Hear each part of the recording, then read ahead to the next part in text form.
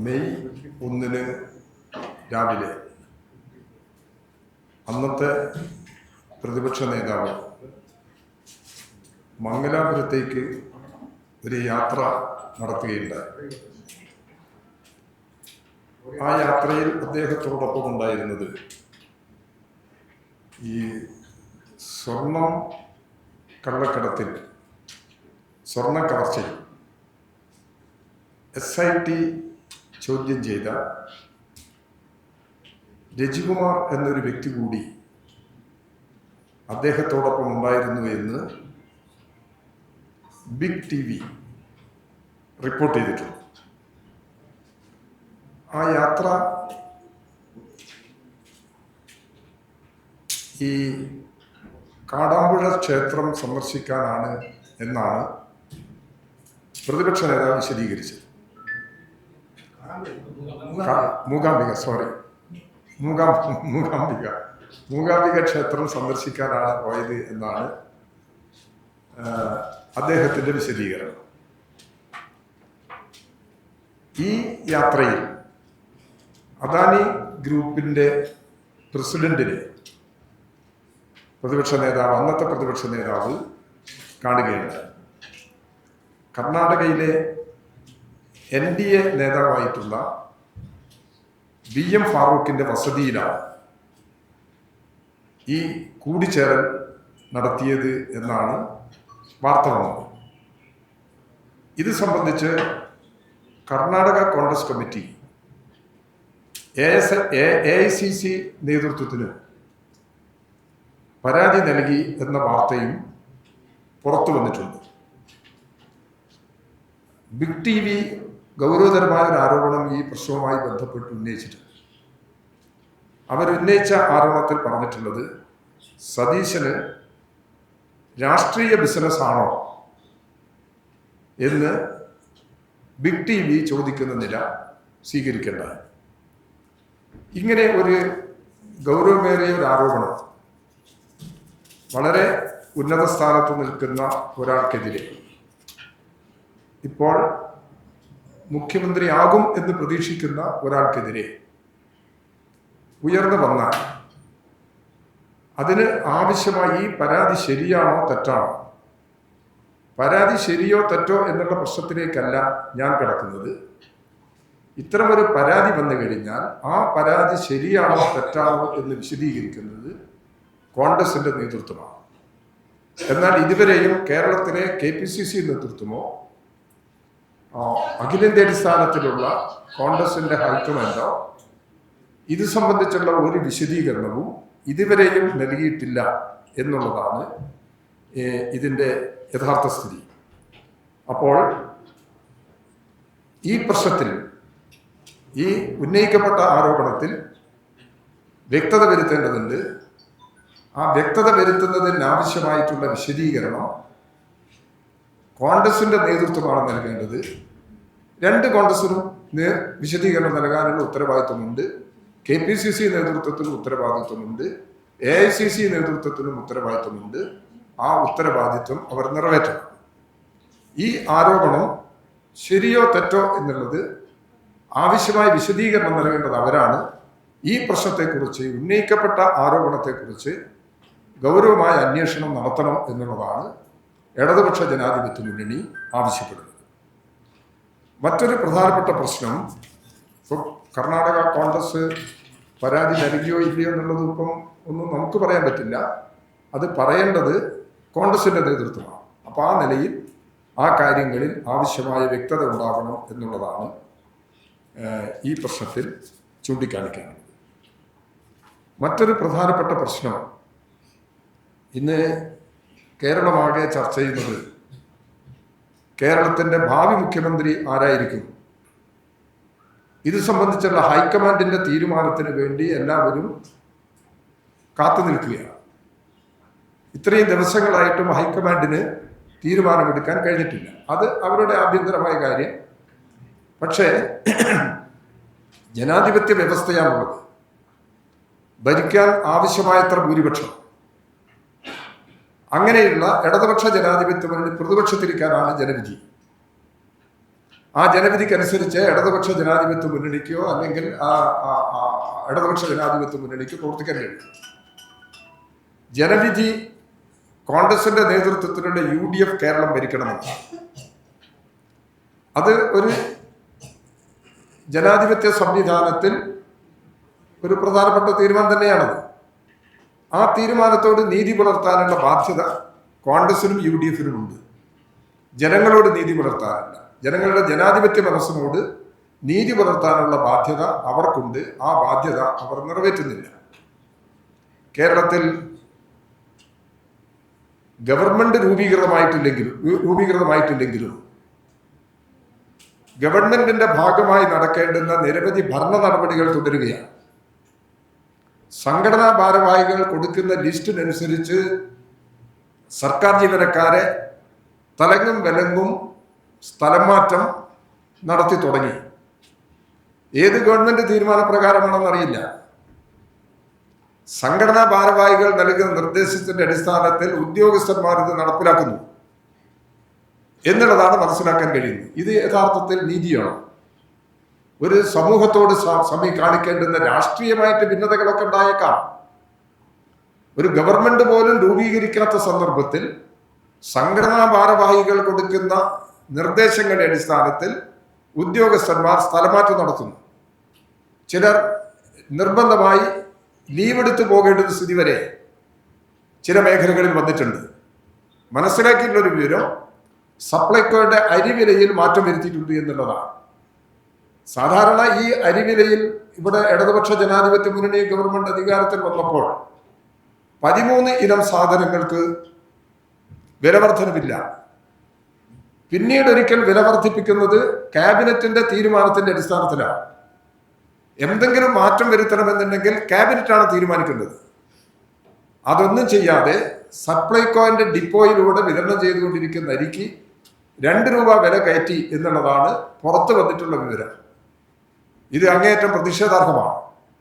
അപ്പൊ ഇങ്ങനെ ജനദ്രോഹ നടപടികൾ സ്വീകരിക്കുന്ന കാര്യത്തിൽ അവർ തുടക്കം കുറിച്ച് കഴിഞ്ഞിട്ടുണ്ട്. എന്നാൽ ഗവൺമെന്റ് ഇതുവരെ രൂപീകൃതമായിട്ടില്ല.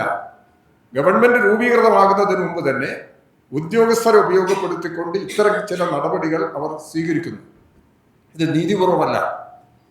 ഇതൊരു ജനാധിപത്യ സമൂഹത്തിൽ സ്വീകരിക്കേണ്ടുന്ന നടപടികളുമല്ല.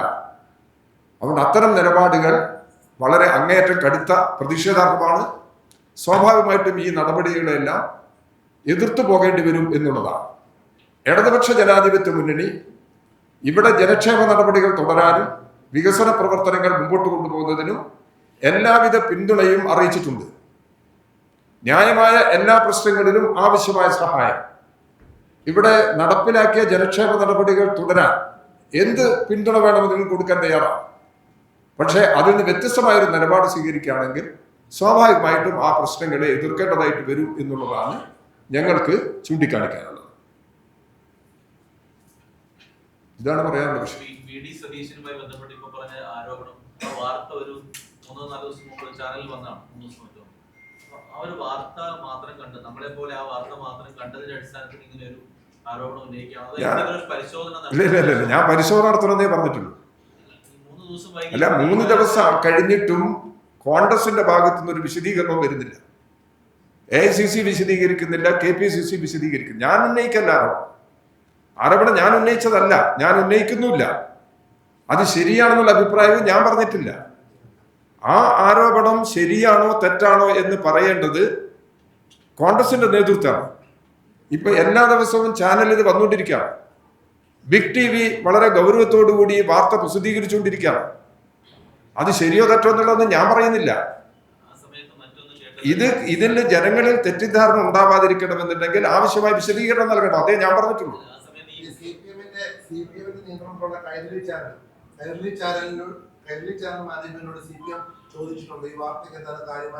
കൈരളിയിലല്ല വന്നത്.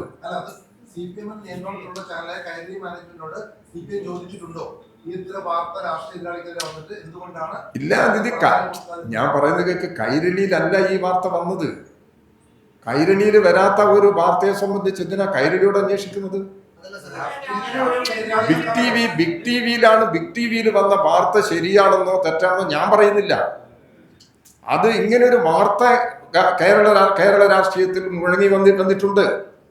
അതിനെ സംബന്ധിച്ച് എന്താണ് വിശദീകരണം എന്നുള്ളത് കോൺഗ്രസ് നടത്തിയ മതി. അതേ ഞാൻ പറഞ്ഞിട്ടുണ്ട്. ഞാൻ കോൺഗ്രസിനെതിരായിട്ട് ഒരു ആരോപണം ഉന്നയിച്ചിട്ടില്ല. കോൺഗ്രസുമായി ബന്ധമുള്ള ചില മാനേജ്മെന്റുകളിലൊക്കെ ചാനൽ രീതിയിൽ പറഞ്ഞു കേട്ടത്. അപ്പൊ ഈ കോൺഗ്രസിനകത്ത് മുഖ്യമന്ത്രി തർക്കം വന്നതിന് ശേഷം വന്ന ഒരു വാർത്തയാണെന്നുള്ള രീതിയിൽ മുഖ്യമന്ത്രി തർക്കം ഉണ്ടെന്ന് പോലും എനിക്കറിയില്ല. അവര് തമ്മിൽ തർക്കിക്കുന്നുണ്ട്. അപ്പൊ ശരിക്കും പറഞ്ഞാൽ ഇപ്പൊ CPM ഇതിൽ കക്ഷി ചേരുകയാണ്. ഇല്ല, CPM കക്ഷി ചേർന്നിട്ടില്ല. CPM ഇത് സംബന്ധിച്ച് അഭിപ്രായം, ഞാൻ ഇടതുപക്ഷ ജനാധിപത്യ മുന്നണിയുടെ കൺവീനർ എന്നുള്ള നിലയിൽ ആണ് ഈ പ്രശ്നം ഉന്നയിക്കുന്നത്. CPM എന്നുള്ള നിലയിലല്ല. ഇടതുപക്ഷ ജനാധിപത്യ മുന്നണിയുടെ കൺവീനർ എന്നുള്ള നിലയിൽ കേരളത്തിൽ ഉയർന്നു വന്ന ഈ പ്രശ്നങ്ങളിൽ തെറ്റിദ്ധാരണ നീക്കാൻ ആവശ്യമായ വിശദീകരണമാണ്. അതേ ഞാൻ പറഞ്ഞതിന്റെ അർത്ഥമുള്ളൂ. ഞാൻ ഈ ആരോപണത്തെ അംഗീകരിച്ചിട്ടില്ല, ആരോപണത്തെ ഞാൻ ന്യായീകരിച്ചിട്ടില്ല. ഇങ്ങനെ ഒരു പ്രധാനപ്പെട്ട ചാനൽ ഇവിടെ ഈ കാര്യങ്ങൾ പുറത്തു കൊണ്ടുവന്നിട്ടുണ്ട്. എന്താണ് അതിന്റെ വസ്തുത? ശ്രീ സതീശൻ ഈ 1-ാം തീയതി യാത്ര നടത്തി എന്നുള്ളത് ശരിയാണ്. അതിന് അദ്ദേഹത്തിന്റെ വിശദീകരണം, അതും ഞാൻ പറഞ്ഞു. അദ്ദേഹത്തിന്റെ വിശദീകരണം ഏത് ക്ഷേത്രം പറഞ്ഞത്? മൂകാംബിക ക്ഷേത്രത്തിൽ. മൂകാംബിക ക്ഷേത്രം സന്ദർശിക്കുന്നതിന് വേണ്ടി പോയി എന്നാണ് അദ്ദേഹത്തിന്റെ വിശദീകരണം. ആ വിശദീകരണം വന്നിട്ടും ബിഗ് TV ഇതിങ്ങനെ വ്യാപകമായിട്ട് പ്രചരിപ്പിക്കുന്നു. ബിഗ് TVയിൽ ഇക്കാര്യങ്ങൾ പ്രചരിപ്പിക്കുന്നതിനെതിരായിട്ട് എന്തെങ്കിലും പ്രതികരണം വന്നതായിട്ടും എന്റെ ശ്രദ്ധയിൽപ്പെട്ടിട്ടില്ല. അതുകൊണ്ടാണ് ഇത് പറയാൻ കാരണം. പക്ഷേ CPM ഈ ആരോപണത്തിൽ കക്ഷി ചേർന്നിട്ടില്ല. CPM ഉന്നയിക്കുന്ന ആരോപണമല്ല ഇത്. ഇടതുപക്ഷ ജനാധിപത്യ മുന്നണി ഇതൊരു ആരോപണമായിട്ട് ഉന്നയിച്ചതല്ല. ഇങ്ങനെ വന്നൊരു ആരോപണത്തെക്കുറിച്ച് ആവശ്യമായ വിശദീകരണം നൽകണമെന്നാണ്, അത് സംബന്ധിച്ചുള്ള ഒരു അന്വേഷണം വേണമെന്നുള്ളതാണ് ഞാൻ പറഞ്ഞിട്ടുള്ളൂ. അതല്ലാതെ ആരോപണം ന്യായീകരിക്കാനോ ആരോപണത്തെ സ്ഥിരീകരിച്ചുകൊണ്ടുള്ള ഒരു സമീപനം ഞാൻ എടുത്തിട്ടില്ല.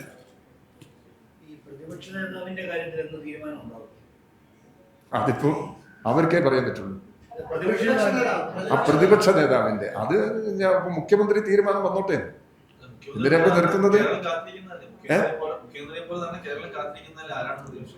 അതിലെന്ത് കാത്തിരിക്കാൻ? മുഖ്യമന്ത്രി വന്നിട്ടല്ലേ പ്രതിപക്ഷ നേതാവ്. പ്രതിപക്ഷ നേതാവിന്റെ കാര്യം പറയേണ്ട സമയത്ത് പറയും, തീരുമാനിക്കേണ്ട സമയത്ത് തീരുമാനിച്ചു പറയും. അത്രേ കാര്യം. അതിലൊരു തർക്കത്തിന്റെ പ്രശ്നമില്ല. നിങ്ങൾ ഉന്നയിക്കുന്ന രീതിയിലുള്ള ഒരു തർക്കത്തിന്റെയും പ്രശ്നം പ്രതിപക്ഷ നേതാവിനെ തീരുമാനിക്കുന്ന കാര്യത്തിൽ ഇല്ല.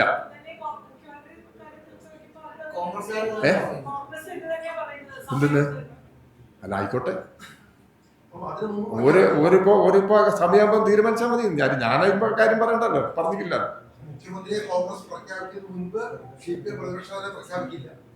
അങ്ങനെ വേണോ? ഇല്ല, അങ്ങനെ ഞാൻ പറഞ്ഞിട്ടില്ല. പറയാത്ത കാര്യം നിങ്ങൾ വ്യാഖ്യാനിച്ചിട്ട് പറയിപ്പിക്കല്ല.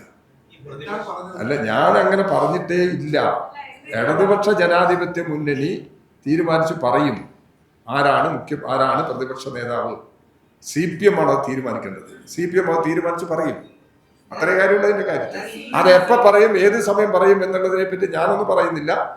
അത് നിങ്ങൾ ചോദിച്ചതിനുള്ള ഒരു മറുപടി മാത്രമാണ് ഞാൻ പറഞ്ഞത്. ഇവിടെ മുഖ്യമന്ത്രിയുടെ തീരുമാനം വന്നിട്ടില്ലല്ലോ. വരാതെ അത് വരട്ടെ, വന്നതിന് ശേഷം മതിയല്ലോ പ്രതിപക്ഷ നേതാവ്.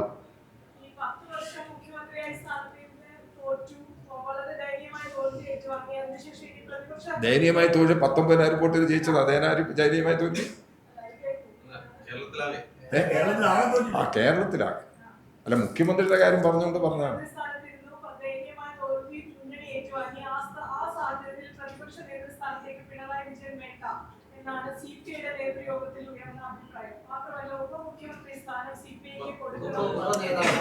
ഒരു പറയട്ടെ,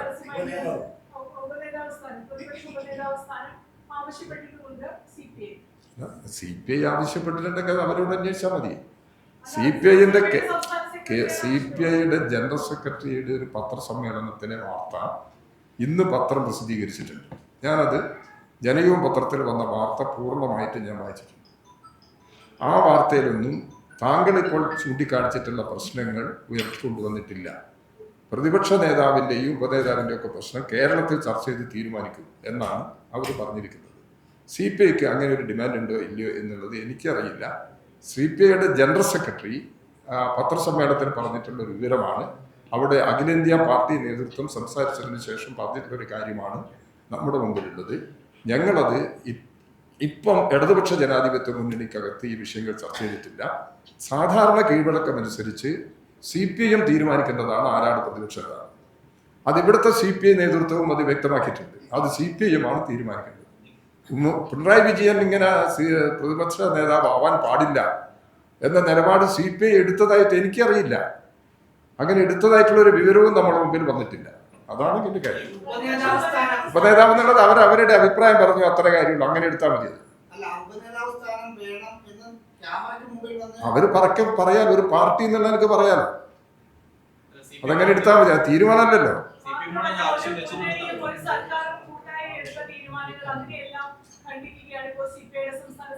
എങ്ങനെ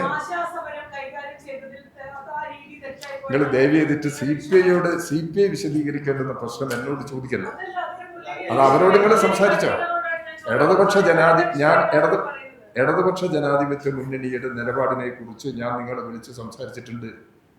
ഇടതുപക്ഷ ജനാധിപത്യ മുന്നണി ഒരു തവണയാണ് യോഗം ചേർന്നത് ഇലക്ഷൻ റിസൾട്ടിന് ശേഷം.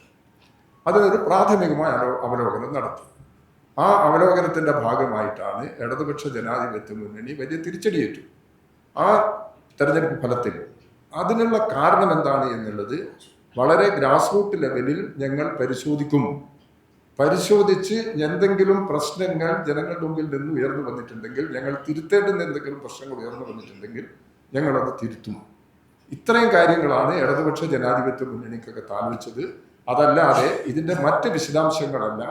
താഴെ പാർട്ടി നിലവാരത്തിൽ ചർച്ചകൾ നടക്കുന്നുണ്ട്. ആ ചർച്ചകളുടെ അടിസ്ഥാനത്തിലുള്ള തീരുമാനങ്ങൾ വരട്ടെ. അതിന്റെ അടിസ്ഥാനത്തിൽ ഇടതുപക്ഷ ജനാധിപത്യ മുന്നണി ജൂൺ അവസാനം യോഗം ചേർന്ന് ഇതിന്റെ മറ്റ് തുടർ നിലപാടുകളെ സംബന്ധിച്ചിടത്തോളം തീരുമാനമെടുക്കും. ഇതാണ് ഇടതുപക്ഷ ജനാധിപത്യ മുന്നണിയിൽ തീരുമാനിച്ചിട്ടുള്ളത്. അതാണ് ഞാൻ നിങ്ങളോട് പറഞ്ഞിട്ടുള്ളത്. അതാണ് ഇപ്പോഴും പറയാനുള്ളൂ. ഇനി അതിന്റെ പുറത്ത് CPI എടുത്ത തീരുമാനത്തെ കുറിച്ചോ CPIയുടെ നിലപാടല്ലേ, അത് അവര് വിശദീകരിച്ചോട്ടെ. അത് ഇടതുപക്ഷ ജനാധിപത്യ മുന്നണി എന്നുള്ള നിലയ്ക്ക് എന്റെ തലയിൽ വെക്കല്ല ദയവ് ചെയ്തിട്ട്. കഴിഞ്ഞ വാർത്താ സമ്മേളനത്തില് CPI പ്രതിപക്ഷ ഉപനേതാവ് സ്ഥാനം ചോദിച്ചിട്ടില്ല എന്ന് താങ്കൾ പറഞ്ഞു. ഇടതുപക്ഷ ജനാധിപത്യ മുന്നണിക്കകത്ത് ഉന്നയിച്ചിട്ടില്ല. ഇടതുപക്ഷ ജനാധിപത്യ മുന്നണി യോഗത്തിൽ പറഞ്ഞില്ല എന്നാണ് ഞാൻ പറഞ്ഞത്. ചിലപ്പോ ഉണ്ടാവും. അല്ല, ഇടതുപക്ഷ ജനാധിപത്യ മുന്നണിയുടെ യോഗത്തിൽ അങ്ങനെ ഒരു വിഷയം ഉന്നയിക്കപ്പെട്ടിട്ടില്ല എന്നാണ് ഞാൻ പറഞ്ഞത്. അങ്ങനെ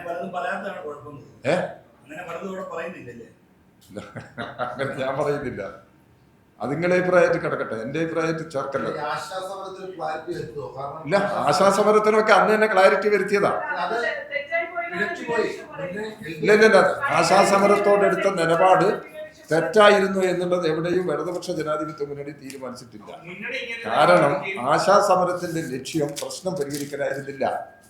ആശാസമരത്തിന്റെ പ്രശ്നം ഉയർന്നു വന്നപ്പോൾ തന്നെ ഗവൺമെന്റ് വിളിച്ച് ചർച്ച നടത്തി പ്രശ്നം പരിഹരിക്കാൻ വേണ്ടി ശ്രമിച്ചിട്ടുള്ളതാണ്. അതിന് സഹായകരമായ നിലപാട് സ്വീകരിച്ചില്ല. രാഷ്ട്രീയമായിട്ട് അതിനെ വേറെ വഴിക്കൂടെ തിരിച്ചുവിടാനുള്ള പരിശ്രമമാണ് നടത്തിക്കൊണ്ടിരുന്നത്. അതാണ് അതിന്റെ വിശദാംശങ്ങളൊന്നും പിന്നീട് ഞങ്ങൾ ചർച്ച ചെയ്തിട്ടില്ല. പ്രതിപക്ഷ നേതാവ് സ്ഥാനത്തെ ഒരു തലമുറ മാറ്റം വരണം, അങ്ങനെ ഒരു താല്പര്യം മുന്നണിയിൽ ആലോചിക്കാത്ത കാര്യം ഇപ്പൊ നിങ്ങൾ ഇങ്ങനെ പറഞ്ഞിട്ട് എന്താ കാര്യം?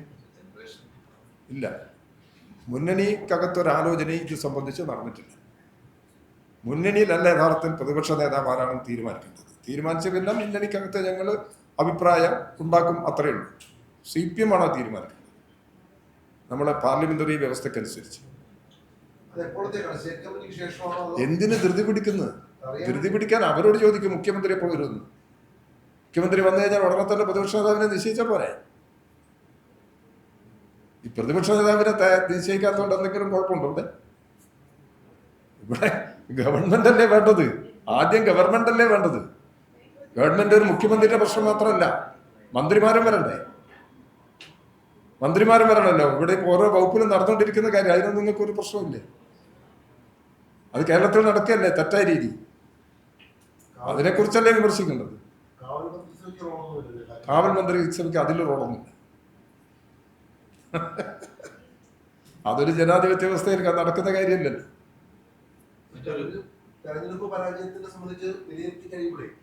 എന്തിനാ ഇങ്ങനെ പറയാം? ഞാൻ ഇതിന്റെ ഉത്തരവൊക്കെ നേരത്തെ തന്നെ പറഞ്ഞു കഴിഞ്ഞതാണ്. തെരഞ്ഞെടുപ്പ് പരാജയം വിലയിരുത്തി എന്ത് എന്നുള്ളതൊക്കെ ഇനി തീരുമാനിക്കേണ്ട കാര്യമല്ലേ.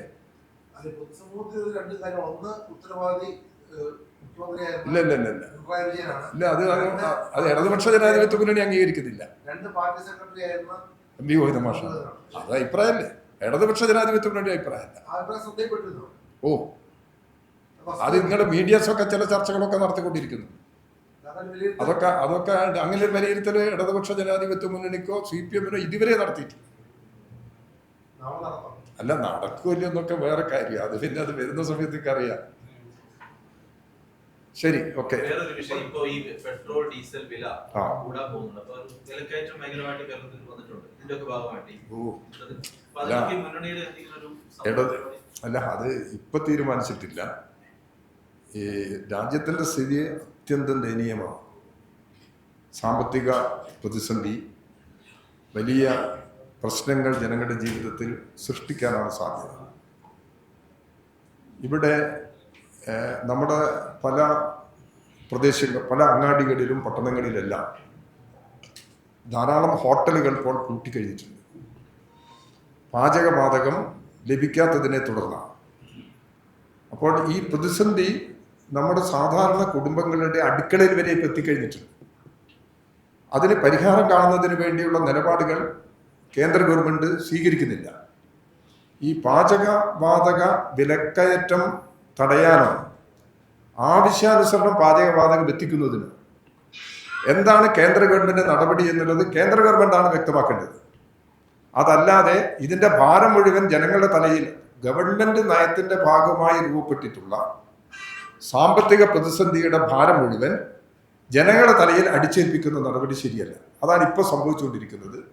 ആ സംഭവങ്ങൾ നോക്കി ഞങ്ങൾ നിരീക്ഷിച്ചുകൊണ്ടിരിക്കുന്നത്. ഇപ്പം ഇന്ത്യയിൽ നോയിഡ കേന്ദ്രീകരിച്ചുകൊണ്ട് ഒരു സമരം നടന്നല്ലോ തൊഴിലാളികളുടെ. കേന്ദ്ര ഗവൺമെന്റ് നടപ്പിലാക്കിയ ലേബർ കോഡിനെതിരായിട്ടുള്ള സമരമാണ്. ആ ലേബർ കോഡ് നിങ്ങളുൾപ്പെടെ ബാധിക്കുന്നതാണെന്നുള്ളത് കാര്യത്തിൽ തർക്കമില്ലല്ലോ. വേജ് ബോർഡിനെ പോലും ഇല്ലാതാക്കുന്ന നിലപാടിലേക്കാണ് ലേബർ കോഡ് എത്തുന്നത്. അപ്പം അതുകൊണ്ട് ഇത്തരം ജനവിരുദ്ധ നടപടികൾ തുടരുകയാണ്.